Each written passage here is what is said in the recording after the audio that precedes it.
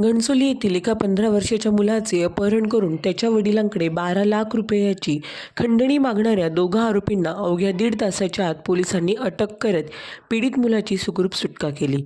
फिर्यादी श्री संजय नारायण भोसले वय 51 राहणार सेक्टर 3 घणसोली यांनी सायंकाळी 9:30 वाजता कोपरखैरणे पोलीस ठाण्यात तक्रार दिली की त्यांचा 15 वर्षीय मुलगा याचे जुन्या पैशांच्या व्यवहारावरून अपहरण करण्यात आले असून त्याच्या सुटकेसाठी 12 लाख रुपयांची खंडणी मागितली जात आहे।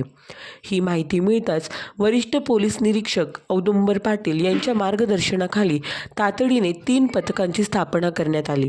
त्यांच्याशी संपर्क साधण्यात आला तसेच खंडणी रक्कम देण्याच्या निमित्ताने एक सापळा रचण्यात आला। या कारवाईत संशयित आरोपी राज भालेराव वय 32 व यश गरुड वय 26 दोघेही राहणार नाशिक यांना रबाळे परिसरातून अटक करण्यात आली। या प्रकरणी कोपरखैरणे पोलीस ठाण्यात CR नंबर 468-25 नुसार BNS कलम 140(2)(3)(5) अंतर्गत गुन्हा दाखल करण्यात आला असून आरोपींना अटक करण्यात आली आहे। या तपास पथकामध्ये API नितीन कुंभार, API राजेश महाला व DB पथक API सुनील बोडके व बीट मार्शल होते।